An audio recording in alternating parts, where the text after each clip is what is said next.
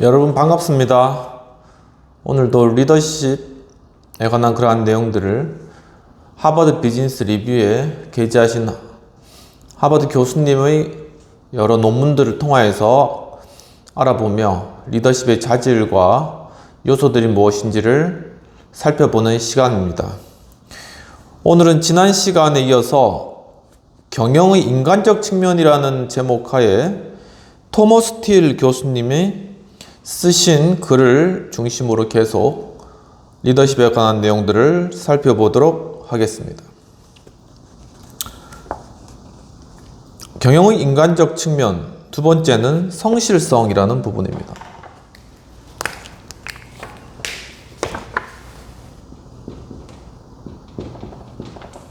인테그리티라는 거죠.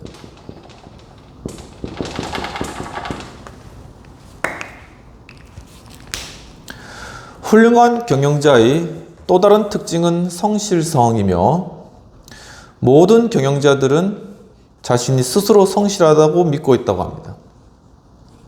그러나 실제로 많은 사람들이 그 개념을 잘 모르고 있고, 어떤 사람들은 성실성을 비밀 유지나 맹목적인 충성과도 비슷한 것으로 생각한다라는 것이죠. 일관성을 견지하면 성실한 것으로 여기는 사람도 있고, 또 어떤 사람들은 성실성을 신중함이나 우직함으로 이해하기도 하며, 단순히 거짓말을 하지 않으면 되는 것으로 혼동하기도 한다고 합니다. 경영에서 성실성이 지니는 의미는 어떤 다른 것보다도 모호하고 어려운 개념이다 라고 이야기를 하고 계십니다. 성실성이란 책임감을 나타낼 뿐만 아니라, 여기 이제 정의를 하시는 거죠. 성실성은 경영에서 하나의 책임감을 나타낼 뿐만 아니라 명확하고 일관성 있는 의사 전달을 하는데, 명확하고 또한 일관성 있는 의사 전달을 하는 것들, 또 정직한 대리인이 되고, 그리고 약속을 잘 지키며, 자신을 이해하고 다른 사람들을 공궁에 몰아놓고자 계략을 쓰지 않는다. 계략을 많이 쓰면서 이렇게 은근슬쩍 거짓말하면서 하는 그러한 사람들 많이 있죠. 성실성이란 보통 우리가 명예라고 부르는 것과 상당히 비슷한 그러한 개념이며, 자기 자신에게조차 거짓말을 하지 않는 철저함, 스스로에게도 거짓말을 하지 않는 그러한 철저함을 뜻한다라는 것이죠. 이것과 관련해서 저도 이제 리더십 논문을 쓰면서 비윤리적 신조직 행위가 있습니다. Unethical Pro-Organizational Behavior. 그러니까 조직을 위해 가지고, 조직의 어떤 발전이나 성공을 위해서 비윤리적인 어떤 거짓을 사람들에게 유포시키거나 하는 행위들을 한다는 것입니다. 바로 이것이 성실성과 반대되는 하나의 개념이라고 할 수 있습니다. 그런데 이 비윤리적 신조직 행위가 변혁적인 리더십의 부작용으로 나타난다라는 것을 연구했는데, 거기에 조직 몰입이 매개가 되어서 인과관계가 있다라는 것에 대해서 증명한 바가 있습니다. 그러니까 어떤 리더십을 가져야 되느냐라는 것이 중요하다는 것이죠. 존슨앤존슨이 타이레놀 사건에 대처한 어떤 방법이나, P&G가 여성 생리대 제품인 릴리 탐폰의 생산을 중단했던 것을 생각해보면, P&G는 검증되지 않았지만 건강을 심각하게 해칠지도 모른다는 잠재적인 이유만으로도 큰 손실을 감수하고 제품을 철회했다는 것입니다. 이처럼 조금이라도 고객의 건강을 해칠 수 있다면 제품을 철회하겠다라는 어떤 하나의 어떤 윤리성, 이것을 다른 말로 성실성이라고 할 수 있겠죠. 이 사례들을 존슨 맨 빌이 성면 참사 사건에 대해 대처했던 방식과 비교해 보면, 그러니까 존슨 맨빌이라는 것이 성면 제조여사인데, 이 성면 제조여사가 이제 P&G나 존슨 앤 존슨과는 달리 굉장히 안이하게 이 성면에 관한 것들을 대처한 것이죠. 그러니까 성면 굉장히 요즘 다 알려졌지만 유리섬유잖아요. 몸에 굉장히 해롭고 폐에도 굉장히 안 좋은 그러한 것인데, 이제 여기 1950년대에는 그런 것을 전혀 몰랐으니까. 그런데 이제 이런 것들 판매하다 보니까 점점 부작용이 나타났지만 이 회사가 거기서 안일하게 대처했던 그러한 예를 보여주는 것이죠. 30년 이상을 맨빌의 경영자로 일했던 빌 센스는 스스로 20세기 들어 기업이 저질렀던 최대의 실수라고 불렀던 이 사건에 대해 다음과 같이 말했다고 하고 있습니다. 그런데 여기서 실수라는 것은 이 회사가 성면을 제조하거나 아니면 판매했기 때문에 발생한 것이 아니었다는 것이죠.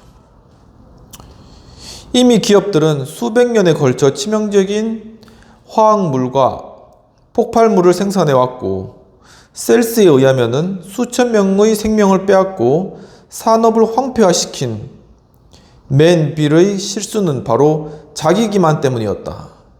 이 자기 기만이 존슨 맨빌이 성면 참사를 일으킨 것은 바로 자기 기만에서 기난 것이다 라는 것입니다. 이 성실성과는 반대되는 것이죠.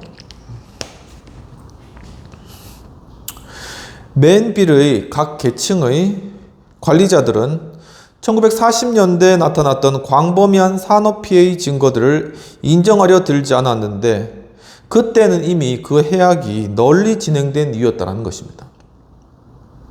그러니까 성면이 굉장히 많이 이게 불에 타지 않으니까 각 건물 짓는데 다 들어가면서 거기서 이제 나타나는 각종 폐해가 나타나는 것이죠. 암을 일으킨다거나 하는 그런 것들이 막 도처에 일어나는 것입니다. 위험에 대한 기존의 증거는 물론 새로운 증거가 우후죽순처럼 발견되었지만, 그들은 수십 년 동안 이를 부인하기에만 급급했고, 맨빌은 벙커를 사수하는 듯한 방어식만을 계속 견지했다는 것이죠. 우리 때문에 그런 게 아니다, 어떻게 그러냐라고 계속 방어적인 태도만을 취해 왔다는 것입니다. 즉, 사실을 인정하려 하지 않고 고객과 종업원들이 성면이 위험하다는 것을 스스로 알고 대처할 것이다. 만약에 이게 위험하다면 고객이나 아니면 종업원들이 알아서 대처할 것이다 라는 안일한 태도를 가졌다는 것이죠. 또 100년 동안이나 교묘히 진실을 감춰온 이 회사에 이제는 뭔가 변화가 필요하고 또 변화가 가능하다는 그러한 생각마저 거부를 했는데, 맨빌은 성면 피해와 관련해서 어떠한 의학적 연구에도 지원을 거의 하지 않았으며, 이미 알고 있었던 피해 사실을 알리려는 노력도 하지 않았다라는 것입니다. 자기 책임 아니라고만 발뺌만 하지 사회적 책임을 전혀 지지 않으려는 그러한 아주 수동적 태도를 보였다는 것입니다. 성면이 가져다 줄 폐해에 대해서 어떠한 자발적 책임도 지려하지 않았고, 제품 생산에 직접 관련이 없는 투자는 성공에 기여하지 못한다는 고정관념에 사로잡혀 있었는데, 되는 대로 만들어진 몇 가지 안전수칙만을 지켰을 뿐이었고, 그러나 이러한 안이한 조치는 종업원들의 건강에 비극적인 결과를 초래했죠. 수많은 사람들이 이것으로 사망하는 그런 사태들, 회사의 유지비용, 생산성, 이윤에도 심각하게 부정적인 영향을 끼쳤다는 것이죠. 이제 누구나 다 성면 사용을 하지 않는 그런 상황에서 회사가 점점 망해가는 이러한 상황이 되었다는 것입니다. 여기에 이 셀스란 인물이 이러한 회사 방침에 반대했을 때 그의 상사는 빌, 당신은 회사에 충성심이 없군, 이렇게 이야기했다고 합니다.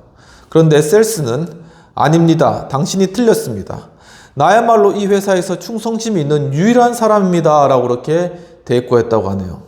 그러니까 이 셀스가 기존에 존슨 맨빌이 이 회사가 취해왔던 어떤 성면에 대한 은폐하려는 그런 것들을 이제 들추어내고 개혁을 시도하려 하자 이제 셀스가 도리어 성실성이 떨어진다는 그런 충고를 받았지만 그것에 굴하지 않고 제가 제일 이 회사에서 성실하다라고 이렇게 이야기했다는 것입니다. 1년 반 동안 근무하면서 그는 노사관계, 생산성, 분진 감소, 수익성, 건강 안정 등이 모두 기업의 성실성이다. 그러니까 노사관계라던가 이 노사관계, 회사 내에서 노사관계가 있죠. 그리고 회사 내에서 생산을 잘해야 되죠. 생산, 노사, 생산, 그리고 뭐 분진 감소하는 환경적인 측면이죠. 그 다음에 수익성, 회사가 수익을 창출해야지 계속 지속하는 것이죠. 그 다음에 직원들의 복지인 건강, 그리고 하나의 안정적인 생활, 이런 모든 것이 바로 이 성실성과 관련이 있다라는 것을 깨달았다라는 것입니다. 바로 이 성실성이란 동일한 이슈를 구성하고 있는 여러 측면들이라는 사실을 서서히 그리고 고통스럽게 깨닫게 되었으며 곧 공장 건물의 모든 안전장치를 교체하거나 혹은 새로 제작하기 위해 50만 달러 규모의 프로젝트에 착수했다는 거. 이제 뭔가 본격적으로 바꾸기 위한 시도를 시작했다는 것입니다. 하지만 이러한 노력이 이루어졌던 1970년대 초반은 성면과 그 희생자를 구하기는 너무 늦은 그러한 때였다는 것이죠. 그러나 셀스는 그가 유리섬유 사업본부의 책임자로 부임했을 때인 1980년대에도 그의 통찰력을 유감없이 발휘했다는 것입니다. 먼저 모두가 경원시했던 성면 연구의 지원을 아끼지 않았다는 거예요. 일단 성면, 우리의 주 제품을 연구해라는 것이죠. 회사가 알게 된 제품의 잠재적인 폐해나 건강성의 위험에 대한 정보를 전화나 팩스, 편지, 기자회견, 비디오 테이프, TV 생방송, 경고문 등을 통해 즉각적으로 완전히 공개했다. 그러니까 회사의 어떤 부작용이나 해악들을 은폐하지 않고 그것을 공개해버렸다는 것입니다. 당장의 회사 입장에만 급급해서 결과를 왜곡하려는 모든 불성실한 행동을 적극 금지했다. 불성실을 금지시켰다. 또한 예를 들면은 비윤리적 친조직 행위, 조직을 위한답시고 거짓을 저지른 행위를 다 금지시켰다라는 것이죠. 바로 이러한 리더십이 필요하다라는 것이 우리가 절실히 느끼고 있는 그런 상황입니다. 물론 사업상의 성실성은 기업 행위의 결과를 사실 그대로 받아들이는 것을 의미하지만 위대한 경영자에게 그것은 개인적으로 책임을 지는 것을 의미하기도 한다는 것이죠. 성실하다는 것은 곧 내가 CEO인데 결국 이 회사가 잘못되면 내 개인적 책임도 지겠다라는 까지의 각오를 가지고 있는 것이 성실성이다라는 것입니다. 충성심이 없다고 셀스를 비난했던 상사는 불리한 증거나 반대 의견들은 듣기 싫었다는 것이죠. 그러니까 아예 청종하는 그러한 마음들, 청취하는 마음들은 아예 싹 닫아버렸다는 것입니다. 그렇게 되면 스스로가 고립되게 되고 무엇이 잘못인지 깨닫지도 못하는 그런 상황에 빠지게 된다는 것이죠. 그러나 셀스는 사업본부에 부임했을 때 열린 마음, 이 열린 마음이 굉장히 성실성과 이 열린 마음, 이것을 가지는 것이 경영자뿐만 아니라 CEO들에게, 리더십에게, 정치적 리더들에게도 필요하다라는 것입니다. 열린 마음으로 종업원들의 비판이나 다른 주장을 귀담아 들었으며 이것은 경영자들에게 상당히 스트레스를 받는 일이었죠. 수많은 그러한 비난이나 비판이나 아니면은 충고 이런 것들을 받아들여야 되는데 이것이 상당히 괴로운 일이지만 사실 이것이 리더십의 하나의 역량이라고 볼 수 있습니다. 왜냐하면 이는 마치 조직과 윤리라는 두 주인을 섬기는 것과 같고 또 이런 일은 실행이 잘 되었을 때조차도 다른 사람의 지지를 받기가 어렵다는 것이죠. 그러니까 잘 표도 안 내요. 그리고 또 어떨 때는 조직을 왜 반대하느냐라는 욕도 들어요.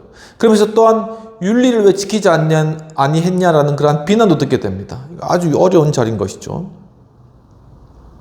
또 이런 일은 실행이 잘 되었을 때조차도 다른 사람의 지지를 받기 어렵기 때문인데 이처럼 위대한 경영자에 대한 적절한 보상이란 아주 미묘한 문제라는 것입니다.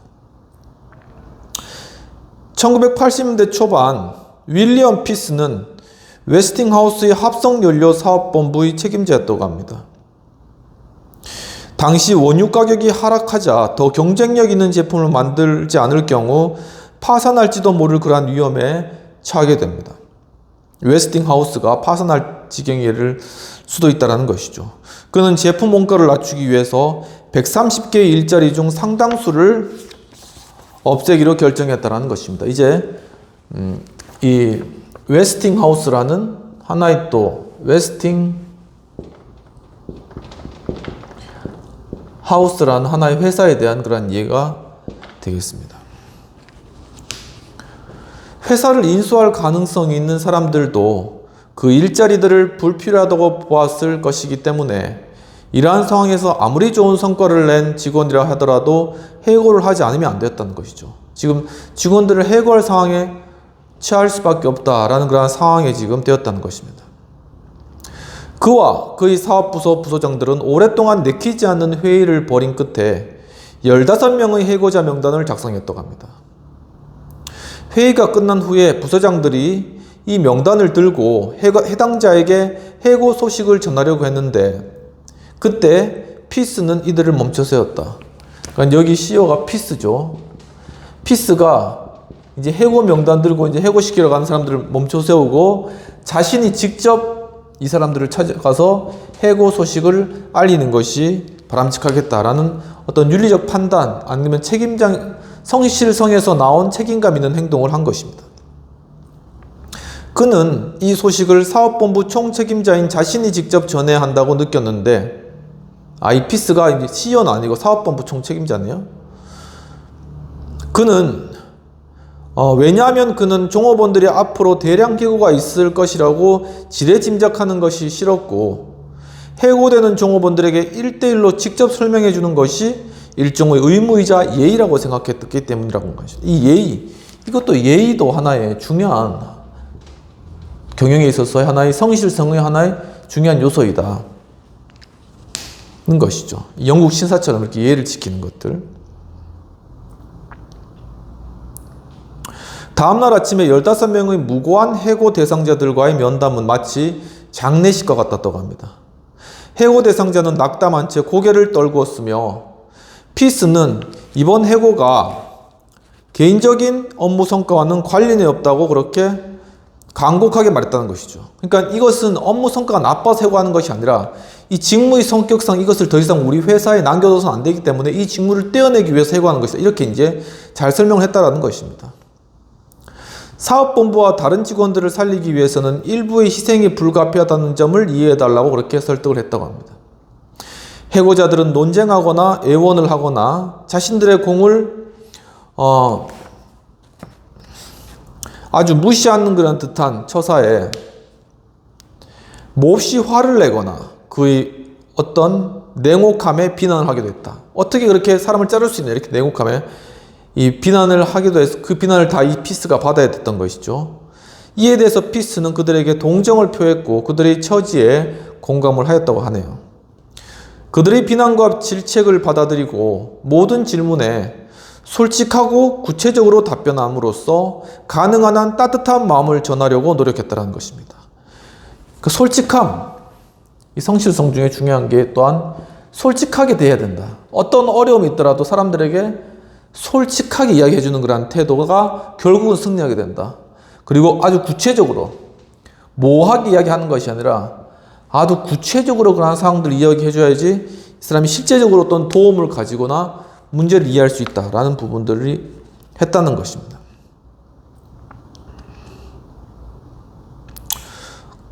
그래서 가능한 따뜻한 마음을 전하고자 노력했는데 격앙된 분위기가 점차 누그러지고 낙담해서 체념으로 울며 겨자 먹기 식으로 받아들이는 분위기로 이제 돌아선 것이죠. 그러나 피스는 그 어떤 회의보다도 고통스러웠다고 당시를 회상하였다라는 것입니다. 얼마나 고통스러웠습니까? 그 사람들 이야기를 다 듣고 또 어려운 처지를 다 아는데 그 사람을 해고해야 됐다는 그런 입장 자체가 굉장히 힘들었지만 자신이 사업본부 책임자로서 그 자신의 책임을 다해야 되겠다는 그런 성실성, 인테그리티, 거기에서 발현된 그러한 책임 있는 행동이었다라는 것이죠. 그러나 그들과 악수를 하고 헤어질 때에는 그들이 해고 결정에 대해서는 아니지만 그들을 직접 만나 이해를 구한 자신의 진의는 인정해 줄 것이다 라고 피스는 믿게 되었다는 것입니다. 비록 욕은 많이 듣지만 그래도 내 중심은 그 사람이 알아줬으면 좋겠다라는 것이 피스의 마음에 있었다는 것이죠. 피스의 이러한 행동이 해고자 15명에게 어떤 영향을 미쳤는지는 수개월 후에 곧 알게 되었는데 한 바이어가 나타났다고 합니다.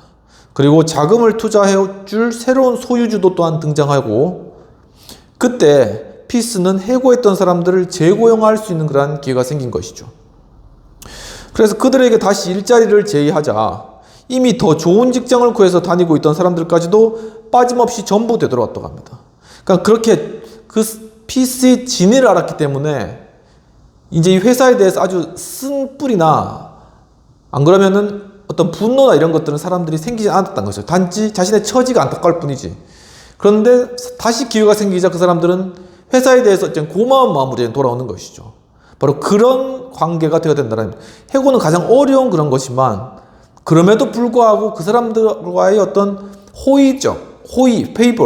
호의는 잃어버리지 않아야 된다. 그 마음 중심에 이런 그런 부분들을 어떤 원칙이라든가 이런 것들을 피스는 잘 알고 있었다는 것이죠. 이와 같이 경영자 하나의 성실성에 기인한 그런 통찰이 있어야 된다라고 보여지고 또한 책임감 있는 행동이 필요하다는 것입니다. 이러한 것이 우리 비단 경영의 현실뿐만 아니라 어떤 우리 정치 현실 가운데서도 어떤 정치적 리더들이 바로 이러한 마음을 가지고 사람들에 대해서 국민들에 대해서 끝까지 자신의 책임감을 가지고 성실성을 최대한 보여줄 수 있는, 그렇게 되면은 비록 그때의 선거에 낙선하더라도 아니면은 그때 사람들이 욕을 먹더라도 시간이 지나면은 다시금 사람들의 마음을 돌릴 수 있다는 것입니다.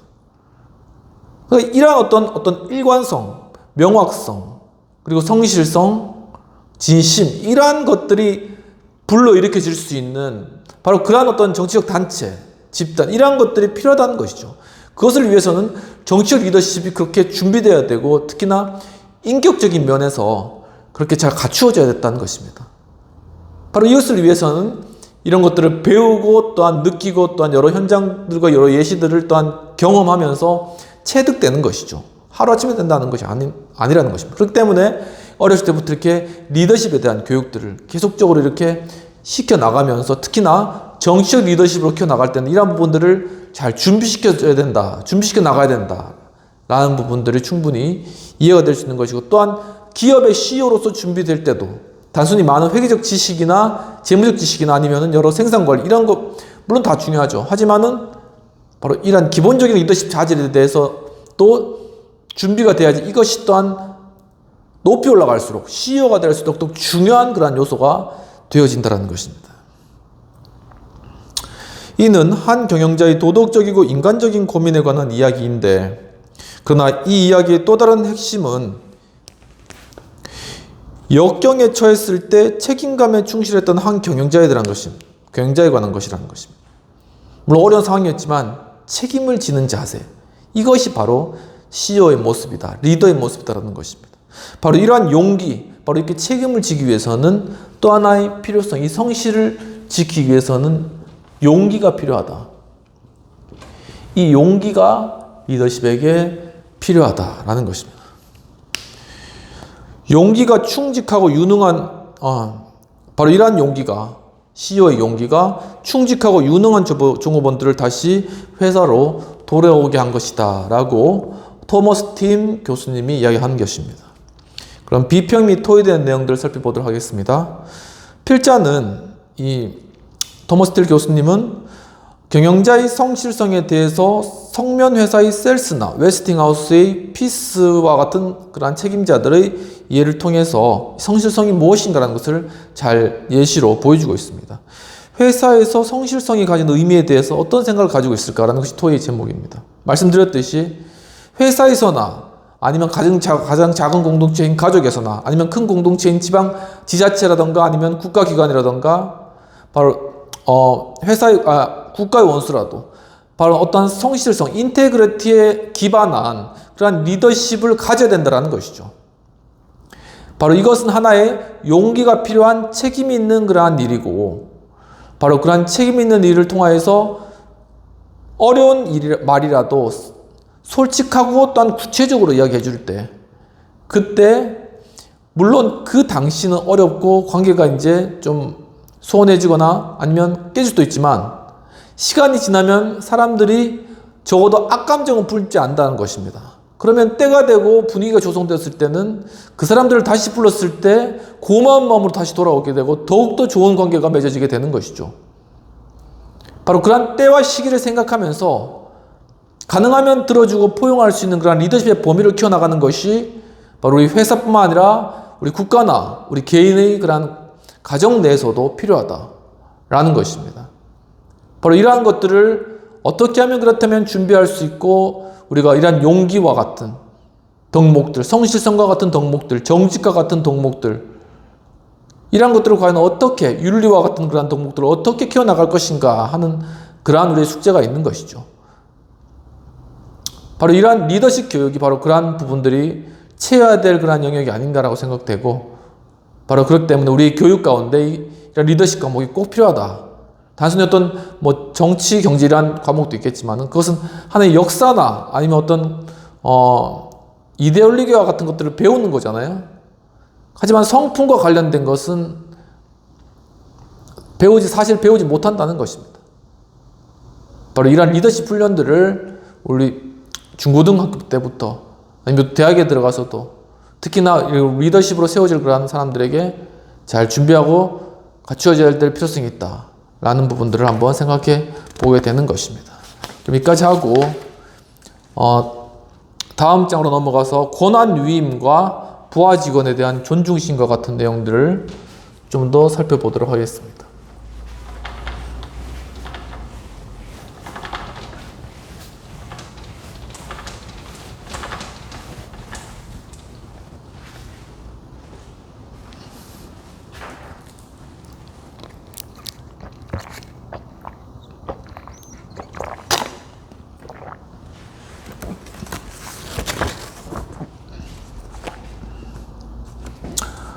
위대한 경영자는 피스가 그의 부하들에게 보여주었던 것처럼 일종의 존중심을 아랫사람들에게 가져야 된다는 것입니다. 이 존중심, 이게 리더십의 중요한 요건이다. 사람에 대한 일단 존중감이 갖추어져 있어야 된다는 것이죠. 근데 이것은 또한 무엇과 연결되냐면은 권한 위임과 관련된다는 것입니다. 권한 위임. 사람을 존중하고 그 사람을 인정해야지 자신의 권한을 위임해 줄 거 아니에요? 이 자신의 권한을 위임해 준다는 것은 상당히 어려운 일이거든요. 자신이 어떤 권력을 나누어 준다는 것입니다. 우리 정치인들도 잘 봐서 알겠지만은 권력 잘 나눠주려고 합니까? 전혀 그렇지 않죠. 이 권한 위임은 굉장히 힘든다는 것입니다. 임파워먼트. 하지만 이 권한 위임을 이룬다는 것이죠.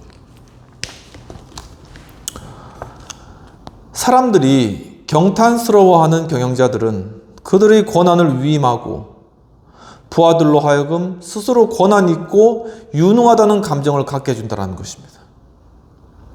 또한 그들로부터 창의성과 책임감을 최대한 끌어내어 그들의 행동이 끊임없이 변하도록 만드는 사람이라는 하는 것이죠. 잘 정의가 되어 있네요. 이 경영자 CEO는 과연 위대한 CEO인 거죠. 어떤 사람이냐? 권한을 위임하는 사람이다. 자기가 모든 권한을 가지고 있는 것이 아니라 이 권한을 위임함으로써 이 따르는 팔로워들, 직원들로 하여금 자기가 스스로 권한을 가지고 있고, 그리고 이것을 권한을 통해서 자신이 유능하다는 유능감을 가지도록 한다는 것입니다. 바로 이러한 어떤 감정을 아래 결국 이러한데 창의성이 도출되고, 그리고 여기서 바로 책임감이 발생한다는 것이죠. 이렇게까지 이끌어내는 사람들이 바로 이게 위대한 CEO다라고 잘 설명해 주고 있는 것입니다. 1980년 리카르도 셈너는 브라질 상파울루에 있는 가족 기업인 셈크라는 것을 인수를 했습니다. 당시 회사는 해상용 양수기, 상업용 접시 세척기와 풍선껌에서 로켓 연료까지 모든 것을 섞는 혼합기 등을 제조하던 5개의 공장을 소유하고 있었습니다.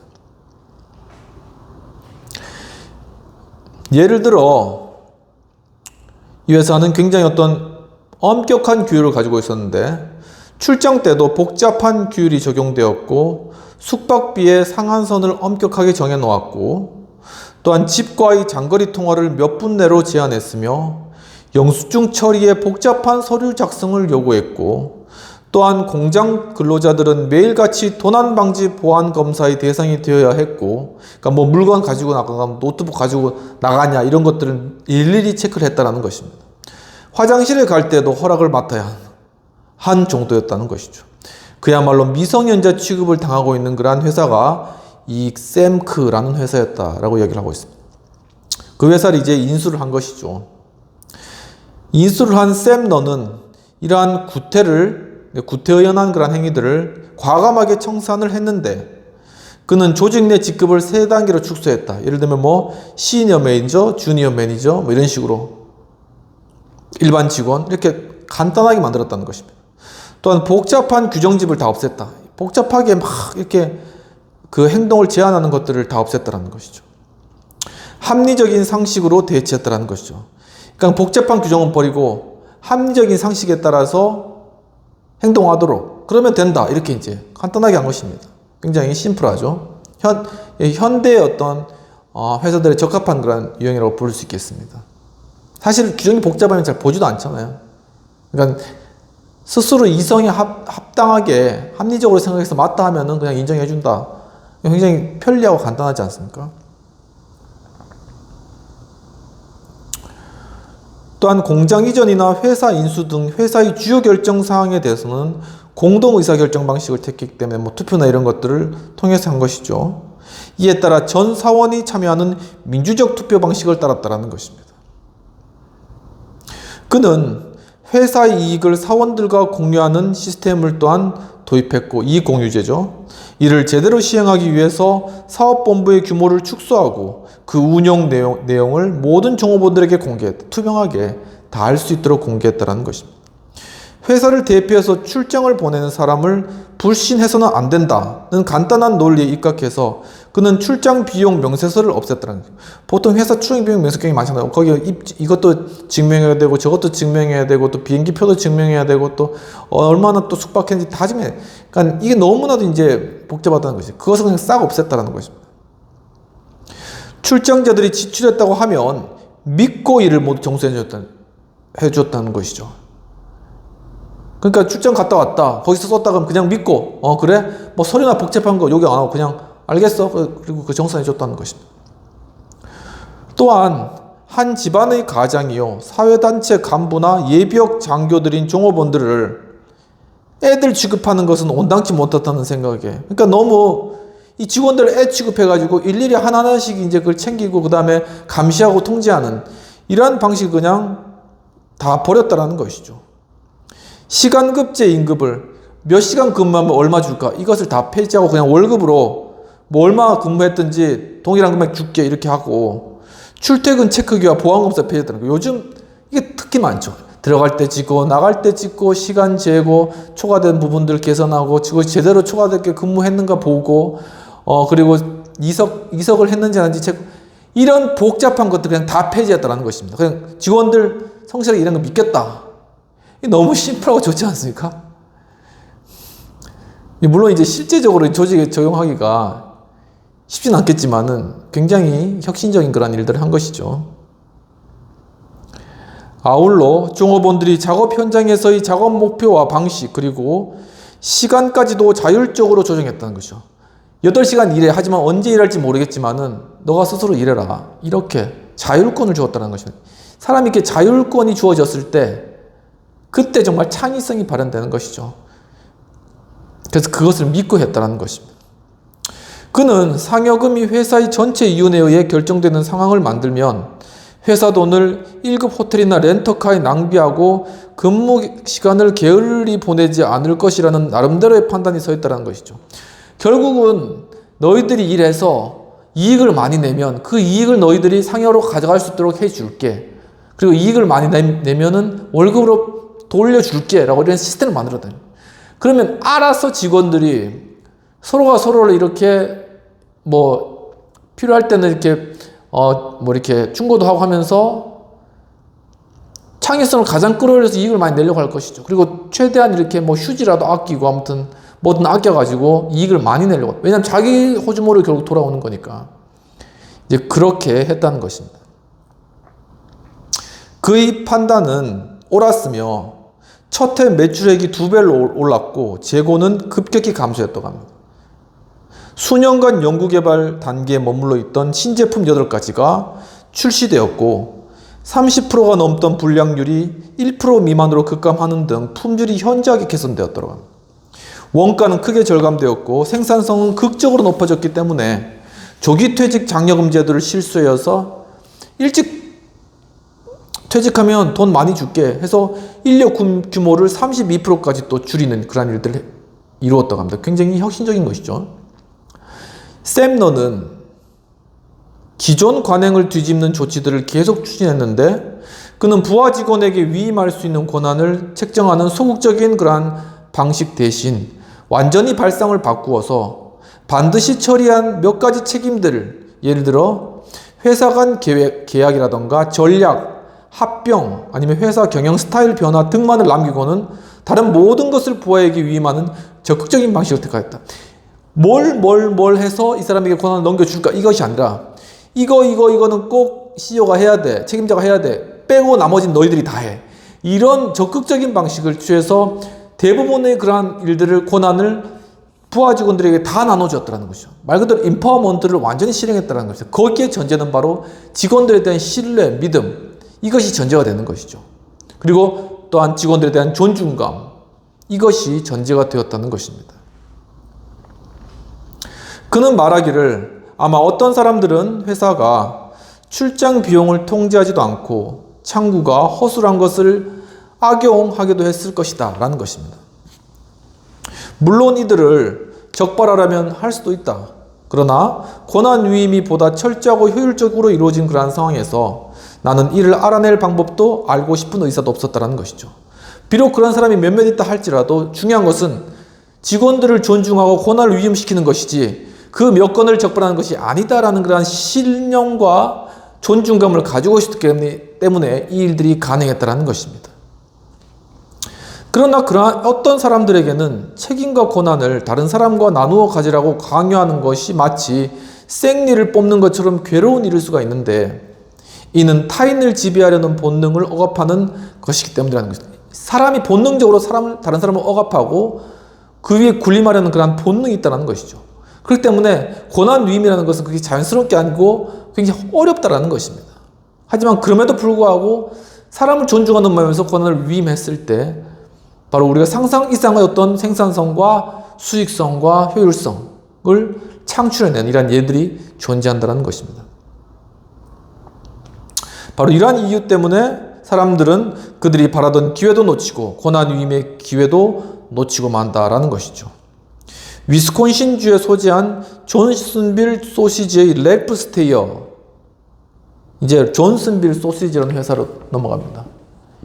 존슨빌 소시지, 이 회사의 랠프 스테이어, 이 사람도 CEO죠, CEO.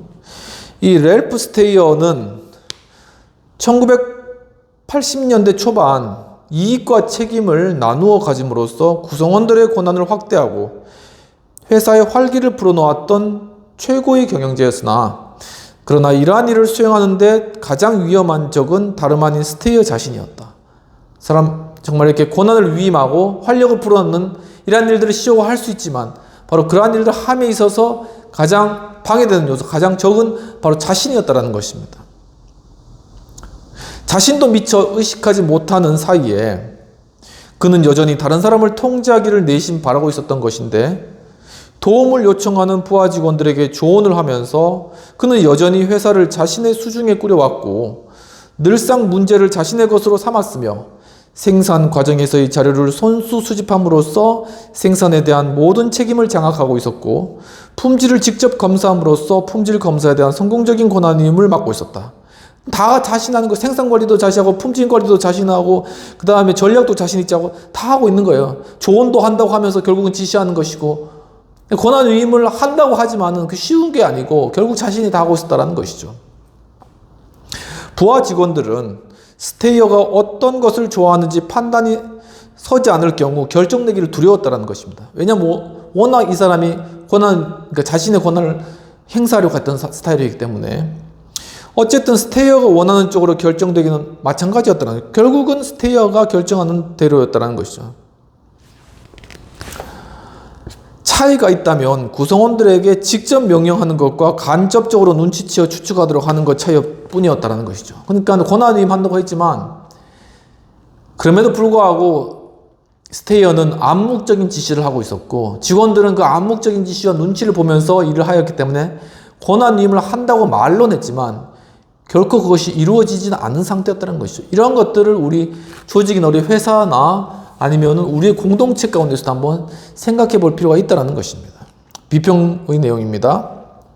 필자는, 즉 토머스 스틸 교수님은 브라질 기업 샘크의 CEO 샘너가 직원들에게 권한을 위임하고 출장비 등에 관여하지 않는 예시 등을 적절하게 이제 제시하면서 위임의 효용을 잘 설명하고 있었다라는 것입니다. 그러니까 적절한 예들을 잘 들어가지고, 우리 조직도 마찬가지죠. 보통 회사들 같은 게 다 이렇게 하죠. 출장비 상한 정하고, 호텔비 상한 정하고, 비행기 클래스 다 정하고 해가지고 어디 갔다 온 거 증빙 다 해서 이제 출장비 정산 받고, 이게 기본적인 거라는 것입니다. 근데 아주 이 샘너는 혁신적인 방법을 써서 직원들을 존중하는 의미에서 다 권한위임 해줘버리고, 갔다 오면 알겠다, 다 정산해줄게 함으로써 결국 창의성을 이끌어내고 매출을 진행시키고 재고를 감소시키고 이익을 창출하는 이런 일들을 했다는 것입니다. 토의되는 내용입니다. 샘너의 권한위임의 리더십 행위를 통하여 품질과 실적이 개선된 이유는 무엇이라고 생각하는가? 그리고 권한위임이 힘든 이유는 무엇이며 개선 방법이 있다면 무엇인가? 라는 것입니다. 그러니까 품질과 이 실적이 개선된 것은 당연히 창의성이라고 보여지고요. 그리고 또한 자발적이고 적극적인 태도. 그런데 자발적이고 적극적인 태도는 어디에서 나오냐면은 자신이 이 문제를 해결할 수 있다, 자신에게 선택권이 있다라는 그런 생각에서 나오는 것이거든요. 그렇기 때문에 자신에게 권한이 주어질 때 그것이 극대화야 된다는 것입니다. 그렇기 때문에 자신에게 권한이 주어지고 그것대로 실행된다는 것은 뭐냐면은 자신이 그만큼 존중받고 있는 누구로부터, 자신에게 권한을 준 사람으로부터 자신이 존중받고 있다는 것이죠. 자식도 아버지가 어머니가 부모들이 인정해주고 또한 스스로 할 수 있도록 북돋아주면 더 의욕을 내고 하잖아요. 이런 것 조직에도 똑같다라는 것입니다. 그렇게 했을 때 이것이 가능하기 때문에 당연히 품질이 올라가고 또한 생산성이 향상되고 매출이 올라가는 것이겠죠. 그러니까 이것을 어떻게 잘 해나가느냐, 물론 그것을 악용하는 부분들도 있지만 얼마나 존중할 수 있느냐, 그리고 존중할 수 있는 직원들을 존중할 수 있는 그러한 분위기가 형성되어 있느냐, 어떠한 유대관계가 있느냐, 이런 어떤 겉표면 이 뒤에 이면에 있는 그런 관계적인 측면들이 굉장히 중요하다는, 그 관계적인 측면들을 과연 그렇다면 어떻게 형성해 나갈 것인가, 즉 신뢰 관계를 어떻게 형성해 나갈 것인가, 그리고 또 조직 내 서로 조직원 간에 서로 존중하는 분위기를 어떻게 조직 내에서 이루어갈 것인가 하는 것이 바로 관건인데, 그러한 부분들을 잘 신경을 써야 된다는, 특히나 CEO의 마인드에서 그러한 것들을 잘 보고 할 수 있는 그러한 리더십이 정말 진정한 어떤 변혁적인 리더십이겠죠. 그런 리더십을 준비돼야 된다는. 근데 권한위임이 힘든 것은 왜 그럴까? 당연하죠. 아까 설명드렸듯이 인간 본질 자체가 자신이 권한을 행사하고 사람들을 좌지우려 하는 것이지 결코 따라가려고 하는 성향이 있는 게 인간의 본성이 아니라는 것입니다. 물론 이렇게 환경의 그러한 지배나 어떤 것들을 받아서 이제 그렇게 순응할 수는 있지만 그것이 결코 인간의 본성과는 이제 맞지 않다라는 것이죠. 그건 그냥 내가 하지 못하기 때문에 그냥 따라서 그냥 굴복하고 굴종하는 것입니다. 진정한 어떤 순종이란 건 내 스스로 선택권을 가지고 그것에 대해서 윗사람의 말에 맞다고 해서 그걸 선택해서 가는 것이죠. 그러니까 바로 그렇게까지 되기 위해서는 상당히 존중하는 분위기, 인정해주는 분위기, 그리고 또한 밑에 있는 팔로우를 길러주는 그런 분위기가 형성되어야 된다라는 것이고, 그렇기 때문에 그 리더십이 한순간에 이루어지는 것이 아니라 계속적으로 어떻게 윗사람으로부터 그렇게 훈련을 받고 또한 그렇게 훈련받은 것이 또한 밑에 있는 사람들에게 이어져서 이것이 계속 선순환으로 이어질 때 이게 조직 문화가 바뀌고 이렇게 변화가 되는 것인 거죠. 이게 되지 않으니까 이게 권한님이 힘들다라는 것입니다. 그래서 이것도 어떻게 조직 내에서 적용할지에 대해서 생각을 해봐야 된다는 것이죠. 하루아침에 되는 것이 아니라 계속적으로 리더십에 관한 훈련을 받고 교육을 받고 함께 또 팀워크 하는 것들을 경험하고 또 어려운 일도 함께 겪고 좋은 일도 함께 겪으면서 또 이익도 함께 공유하면서 이러한 것들이 실력이 형성된다라는 것이 주요 골자의 내용이 되겠습니다. 계속적으로 존슨 빌 소시지에 관한 그런 CEO 랠프 스테이어의 그런 예에 대해서 좀 더 살펴보도록 하겠습니다.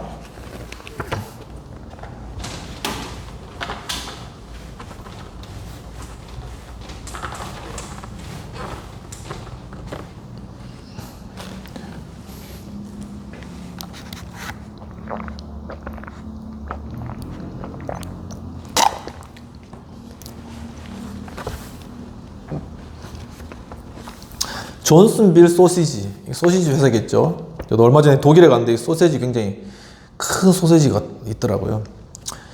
또 빵도 굉장히 크고 바게트처럼 아무튼 먹음직스러운데, 아무튼 이 존슨 빌 소시지의 전체 종업원들은 CEO인 랠프 스테이의 음성만 들어도 의중을 파악하고 그의 몸짓을 해독하고 지나가는 말 한마디에도 회사 전체의 정책을 추리해내는 전문가가 되었다는 거죠.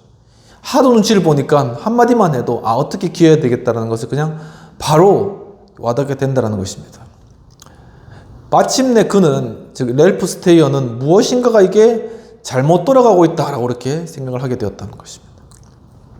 그는 자기가 진정으로 원했던 것은 구성원들이 회사의 고삐를 직접 쥐고 회사의 문제를 스스로 풀게 하는 것이었다라는 점을 다시 한번 상기시키면서 결국 그는 자기의 마음 한구석에 도사리고 있는 지배 욕구를 내가 떨쳐버려야 되겠다. 이 지배 욕구를 버려야 되겠다라는 그런 생각에 이르게 된 것입니다.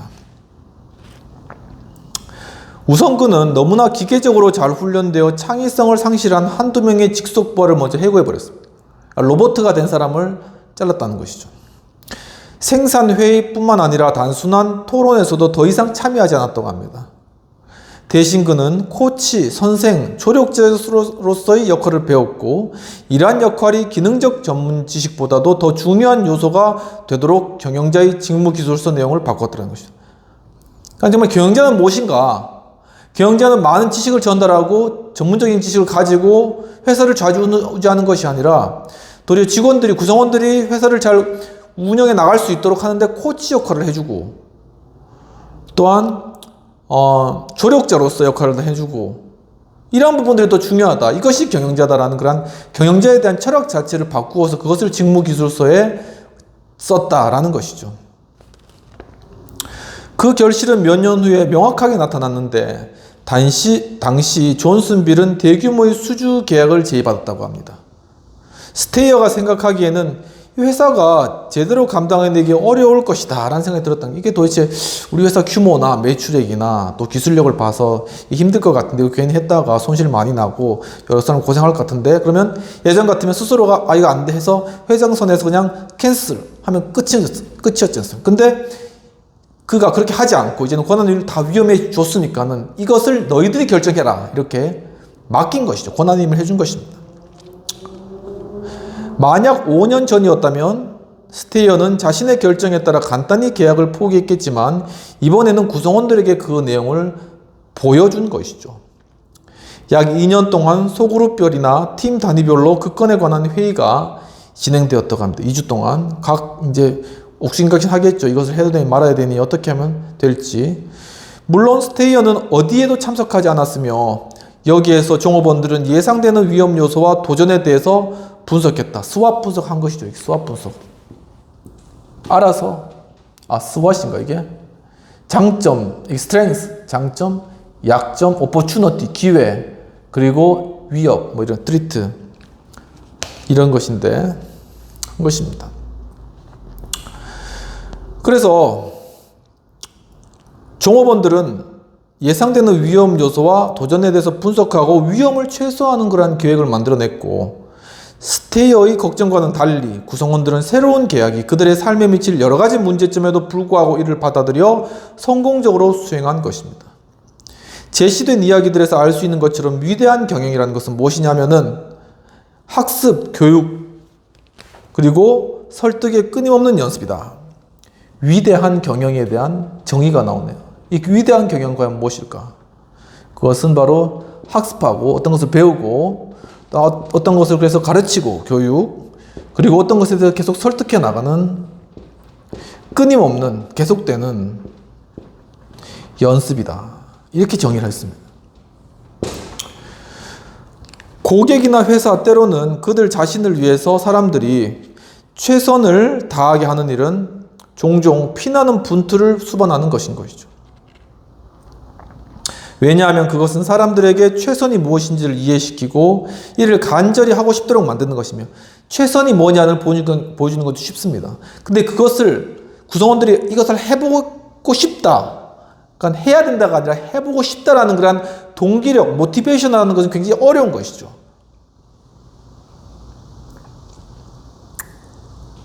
또 이를 위해서 성실성, 권한 이힘, 용기, 인내, 그리고 상당 수준의 설득 기술이 필요하기 때문이라는 것입니다. 때로는 경영자들이 스스로 어려운 교훈을 터득해야 할 경우도 있다는, 경영자가 결코 쉬운 그런 위치가 아닌 것이죠. 신시내티의 주에 소재한 소규모 포장 회사인 신메이드의 소유주인 로버트 프레이, 이제는 이 신메이드라는 회사, 여기에 대표인인 로버트 프레이의 예가 나옵니다.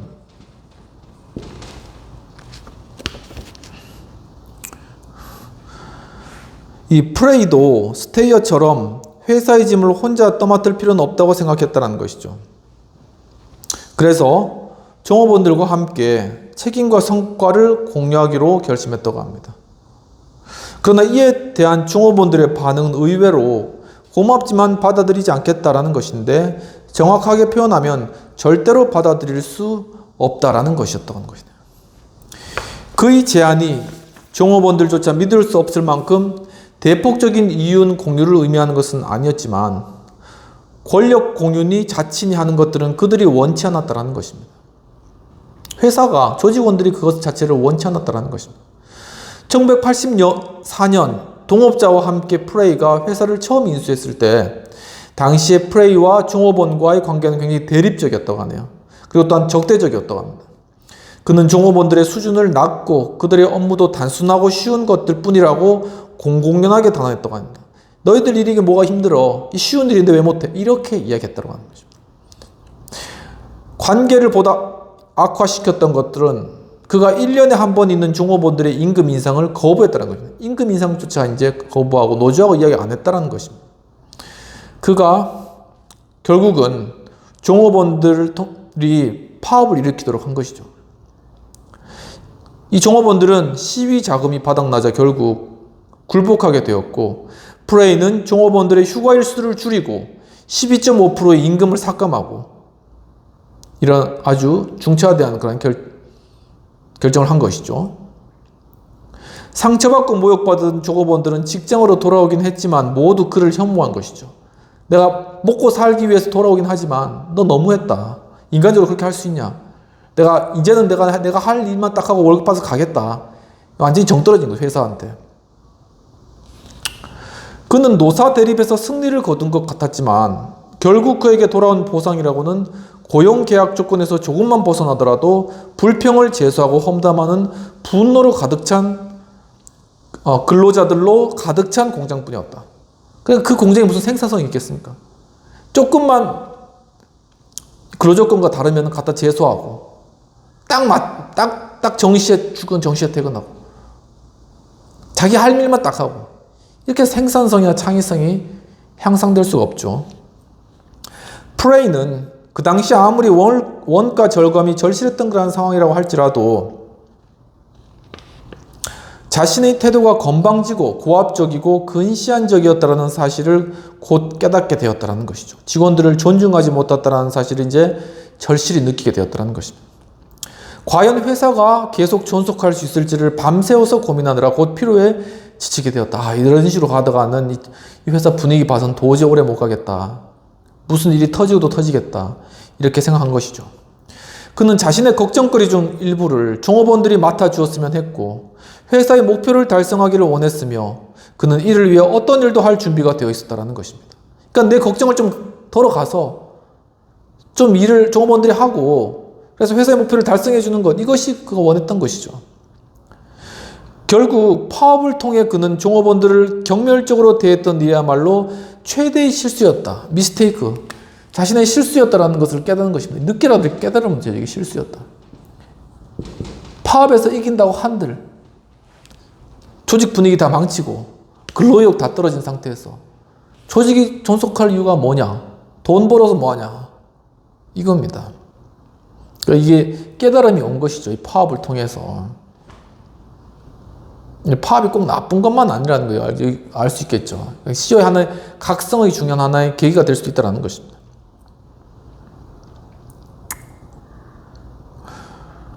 그리고 그가 종업원들을 일을 대신해 보려고 했을 때 그들의 업무가 결코 쉬운 일이 아니라는 사실을 알게 된 것이죠.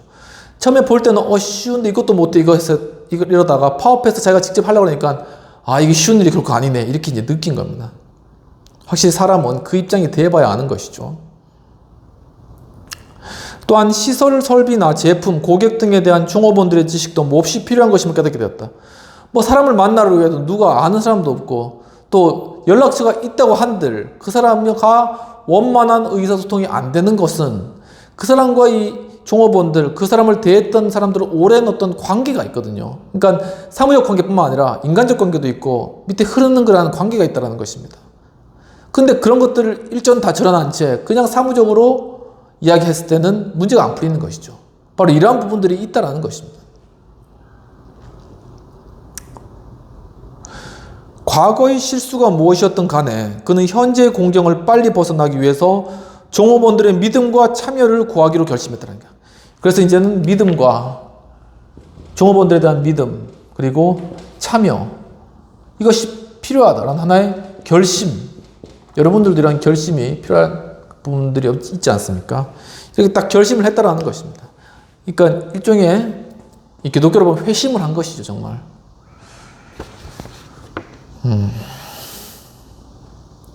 그래서 그는 그들의 전문 지식의 자문을 구하고 또한 원래 경영회의를 개최하여 회사의 재무 상태를 정확하게 알려주었다고 합니다. 그는 또한 이익 공유 제도를 연구하고 시작하였다고 합니다. 계약 첫 해가 끝날 무렵 회사는 다시 수익을 내기 시작했고 삭감된 임금의 상당 부분을 보전해 주었는데 2년 후에는 30%의 세전 이익을 종업원들에게 분배하고 그 반을 시간급 근로자에게 나누어주는 이익 공유제도, 즉 성과급을 즉각 시행한다고 발표했다고 합니다. 아울러 이 제도가 보다 실천력을 갖도록 하기 위해서 회사의 회계장부를 공개하고 노동조합의 검열과 감시를 받을 것을 발표했다. 노조에 대해서 이제 숙이고 들어가는 것이죠.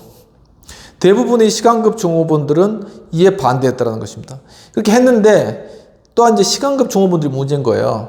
그들은 월급 많이 준다고 해도 큰 의미가 없고 자신은 보장된 정기적 월급이 필요하다. 이제 이렇게 나온 것이죠. 그들은 높은 임금을 원했지만 그것은 고정급의 형태였지 위험을 수반한 급여로는 받아들이려 하지 않았는데 만약 프레이가 이 때문에 변화를 철회했다면 그는 오히려 기존의 자기 이익을 유지할 수 있었을 것인데 그러나 이에 대한 프레이의 태도는 냉혹하고 가치없고 단도적이었다. 그러니까 어떤 변화를 할 때는 정말 가치없이 해야 된다는 것입니다. 한번 결정했으면은 끝까지 일관성 있게 밀고 나가야 된다는 거예요. 단호하게 결단력을 가지고 쭉 밀어야 된다는 것입니다. 그는 믿을 만한 직원들에게 성과급이 수반된 새로운 책임을 맡겼으며 그리고 수학과 통계 관리 기법을 사람들에게 잘 가르칠 수 있는 공장 관리자도 한 명 찾아내었다고 하네요. 그는 새로운 기법을 습득하는 사람에게는 임금을 인상해 주겠다 이렇게 또한 공표를 하고, 그러나 그는 이전의 임금 삭감분을 원래대로 회복시킨 이후에는, 그러니까 30%인가 깎았잖아요. 12.5%인가 깎았잖아요. 그것을 다시 원상태로 회복하고 난 이후에는 모든 사람에게 동일하게 적용되는 일률적인 임금 인상은 반영했다. 이제는 성과로 주겠다. 일률적으로 임금을 인상하는 것은 하지 않겠다. 그렇게 이제 하나의 개혁, 변화를 시작한 것이죠. 프레이는 그와 직원들이 회사의 성공에 대한 공동의 이해관계를 가질 때 서로 대립할 수밖에 없을 것이라고 믿었는데, 그는 임금이 어디에서 나오는지 그리고 회사에서 이익이 나야만 사원 복지도 가능하다는 사실을 구성원 모두가 이해해 주기를 바랬다는 것입니다. 그는 종업원들의 전보다도 더 많은 급여를 받기 원했지만 그 추가 수입은 회사가 창출한 수익에서만 가져가야 했으며, 그래 너희들 돈 많이 줄 테니까는 그 대신 추가로 수익을 내. 추가 수익이 있을 때 줄 거야. 이렇게 한 것이죠. 그는 종업원들이 위험의 일정 부분을 공유하고 보다 많은 책임도 졌으면 그렇게 생각을 했다라는 것입니다. 그는 구성원들에게 두 가지 사실을 공표했는데, 첫 번째는, 첫째, 나는 종업원들과 대립관계에 있는 회사를 만들지 않을 것이며, 그러니까 서로 누가 이익을 많이 가져가느냐, 누가 노동을 많이 가져가느냐 하는 그런 대립관계를 벗어버릴 것이다. 둘째, 종업원 참여가 경영에서 아주 중요한 역할을 하게 될 것이다 라는 것이죠. 그러니까 이처럼 계속 반복적으로 이야기하는 것이지만 결정력을 가지고 그 사람에게 권한이 주어질 때 거기서 창의성이 나온다는 것입니다. 그것이 사람의 본질적인 그러한 것이라는 것이죠. 그러니까 이 일을 한다는 것 자체도, 인간에게 이 일을 한다는 것 자체도 어떤 것을 결정해 나가는 그러한 선택, 결정, 권한, 이것을 행사하는 것에서 사람이 만족을 얻는다는 것입니다. 그러니까 이 일 가운데 그것을 사람이 경험하면서 만족을 얻기 때문에 거기서 창의성이 나오고 보다 더 일을 해나가려고 하는 것이죠. 단순히 많은 돈을 벌기 위해서 하는 것이 아니라 일 자체를 통해서 그렇게 고난을 통하여서 실현해 나가는 것이 하나의 창조 행위요. 어떤 것을 무에서 유로 만들어내는 것이거든요. 부가가치를 창출해 나가는 것이, 이것이 창조의 원리다. 인간이 또한 만들어진 그 원리라는 것입니다. 바로 그러한 원리를 실현하는 것이 일터이고, 그렇기 때문에 그 가운데서 그런 것들을 잘 할 수 있도록 권한을 위임해 주는 것이 리더십의 행위고, 바로 그것을 통하여서 회사는 부가가치와 또한 창의성을 통해서 많은 수익을 얻고 또한 새로운 그러한 사업들 아이템을 발굴해 나가며 성장해 나가는 것, 이것이 바로 선순환적인 경영의 그러한 흐름이다라는 것입니다.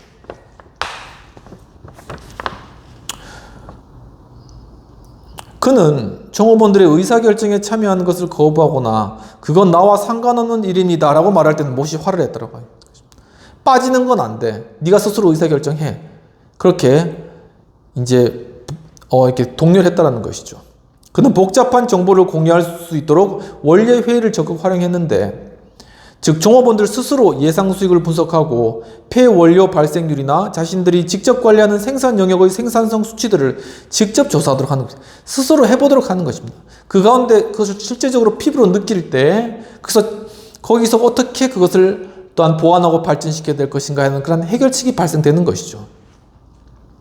이러한 시기를 거쳐 종업원 중 일부가 점차 그를 좋아하기 시작했으며, 이 변화에 따라서 이제 회사에서 서서히 호의감을 가지게 되는 것입니다. 많은 종업원들이 그의 생각을 이해하게 되었으며, 시간이 걸리는 거죠. 하지만 모든 직원들이 서서히 이제 CEO의 마인드를 이해하고 또한 그걸 신뢰하는 신뢰가 서서히 생겨나게 된다는 것입니다. 그는 종업원들을 상대로 설명하고 가르치고 배우기도 했으며 회사를 꾸준히 변화시켜 나갔고, 종업원들에게 아니요라는 답변만은 절대로 하지 않았다. 어떤 종업원들이 이야기했는데 뭘 제안했는데 아니요, 이건 아니야, 이렇게는 절대 얘기 안 했다. 일단 들어보고 그래 좋은 생각이네 하고 그것을 생각해보고 나중에 이렇게 답변해주고, 이런 식으로 했다는 것입니다. 몇 년에 걸친 노력은 서서히 좋은 결실을 맺기 시작했는데 회사 수익이 늘어나 이익 공유가 이루어지고, 이에 따라 임금은 4년 동안에 36%나 상승하고, 이제는 회사의 경영이 이렇게 변화하니까는 그것이 수치로 계속 수익이 36%나 상승하고 생산성도 30% 성장하고 증가하고 결근율은 회사 안 나오는 것 퍼센테이지는 거의 제로로 떨어졌고 종업원들의 불만 제소 건수도 매년 한두 건으로 줄었다는 것이죠. 전에는 뭐 하루면 하루다 멀다 않고 그냥 계속 불만을 제기하고 막 계속 신문국에다 올리고 난리했는데 이러한 CEO의 변화와 또한 일에 대한 참여, 결정, 의사결정 그리고 같은 목표를 향해 나아간다는 그러한 신뢰가 구축되니까 현저하게 이 제소 건수가 줄었다라는 것입니다. 조직 문화가 바뀌고 변한 것이죠. 비평 및 토의된 내용들을 살펴보도록 하겠습니다. 토머스 틸 교수님은 존슨빌 소시지의 랠프 스테이어가 직원들에게 권한 위임을 함으로써 직원들이 새로운 사업의 위험을 최소화하며 성공적으로 수행하는 그런 예들을 드셨고 또한 포장회사의 소유주인 로버트 프레이가 어려움을 겪고 직원을 이해하며 이익공유제 등을 통해서 생산성을 신장시킨 적절한 예를 통해 권한위임을 잘 설명해주고 있다고 보여집니다. 직원을 존중하고 또한 배려하는 회사 것이 회사 성장의 그런 요인이다 라는 부분, 말 그대로 권한위임을 하는 것이 회사 성장의 요인임을 동의하는지 이러한 토의 질문을 던져보고요. 또한 그렇다면 그 이유는 무엇인가 라는 부분들입니다. 아까 설명드렸듯이 정말 이 사람 자체가 일을 하도록 그렇게 지어졌고 일을 통해 기쁨을 얻도록 되어 있습니다. 그렇기 때문에 그 일을 하는 과정 가운데 스스로가 주도하고 그것을 의사결정하고 그것을 실현해 나감으로써 그 효과가 이루어지는 것을 보기를 원하거든요. 뭐 돈이 많든지 없든 간에. 그러니까 그 욕구를 실현시켜주는 것이 CEO라는 것이죠. 그런데 그걸 원천적으로 막고 그리고 회사에 그냥 CEO의 결정대로 그냥 밀어붙이는 그런 방식은 그리고 회사의 모든 중요한 의사결정은 그냥 몇몇 임원들만을 통해서 그냥 이루어지는 이러한 폐쇄적인 방식은 결코 생산성을 향상시킬 수도 없고 창의성을 만들어낼 수도 없다는 것입니다.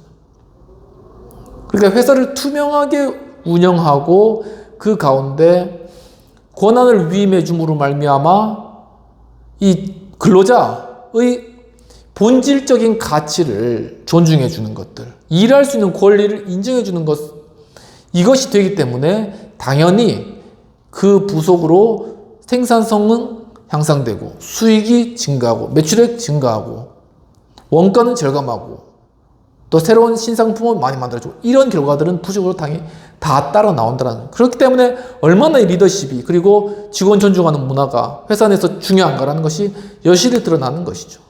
과연 어떻게 그러한 조직들을 문화들을 만들어 갈까라는 그런 것들이 우리에게 숙제로 주어져 있다는 것입니다. 오늘 그 예에서 보듯이 여기 로버트 프레이, 신메이 같은 포장회사에서 또 일단은 경영자의 결심이 있어야 되고요. 아무튼 스스로의 어떤 잘못을 인식하고 결심이 있어야 되고 결심에 따라서 이걸 가차없이 실행을 해나가야 되고요. 그리고 그것을 공표해야 되고 회사의 재무 역시도 오픈해야 되고 이러한 상황 가운데서 점차 주변의 사람 한 사람의 신뢰를 얻어가면서 전반적으로 신뢰를 형성해 나가는 것은 시간이 걸리지만 그것을 인내심을 가지고 꾸준히 여기서 이야기하듯이 위대한 경영이라는 것은 학습하고 그러니까 내가 무엇이 실수였는가라는 것을 파업을 통해서 깨닫고 알고 그것을 결심하고 그 다음에 이러한 것들 가운데 이제는 자신의 어떤 변화를 자신의 결심을 사람들에게 교육하고 가르치고 그리고 이제는 너희들이 믿고 나를 따라도 된다. 그리고 너희 스스로 결정해도 된다. 라는 것에 대해서 안도감을 주면서 설득하는 그런 과정들을 통해서 이 과정을 끊임없이 해나가는 이러한 것을 통해서 이 경영자가 회사를 변화시키고 조직 문화를 변화시키고 성장시킬 수 있다라는 것이 비록 비단 이 경영자의 어떤 문제 그리고 하나의 회사의 문제뿐만 아니라 국가의 문제에 있어서도 시간이 걸리지만 이러한 것들을 계속 사람들의 마음을 돌릴 수 있도록 그렇게 진심을 이야기해주고 또 사람들에게 투명하게 나타나주고 그리고 끊임없이 그들에게 알려주며 설득해 나가는 그러한 과정들 이러한 과정들을 겪어 나갈 때 그때 사람들의 신뢰를 얻게 되고 거기에서 권위가 따르게 되는 것이고 바로 거기에서 하나의 회복이 이루어지는 것들이 가능하다라는 것입니다. 이런 것들이 지금 우리의 어떤 현실 가운데 굉장히 중요하게 필요한 그런 상황이고 이러한 것들은 바로 리더십에 대한 공부와 토의와 또한 그런 것들에 대한 고민들 이러한 것들을 통해서 계속적으로 이런 것들이 끊임없이 시간이 걸치더라도 이루어져야지 그때 가능하다라는 그런 부분들을 좀 정리하면서 오늘도 좀 장시간 수업했는데 끝까지 잘 따라주셔서 감사드리고, 좀 이렇게 하버드 교수님 탁월하게 이렇게 쓰신 그런 글들이 굉장히 인사이트를 많이 주는 것 같습니다. 계속 참여해 주시면서 리더십에 관해서, 또한 기업의 측면에서, 시의 측면에서 그걸 좀 더 확대해서 우리 어떤 공동체라던가 국가의 차원에서도 함께 생각해보는 좋은 시간 가졌으면 좋겠습니다. 여름인데 무더위에 또한 더위 잘 피하시고 건강 잘 유지하시고 다음 주에 뵙도록 하겠습니다. 감사합니다.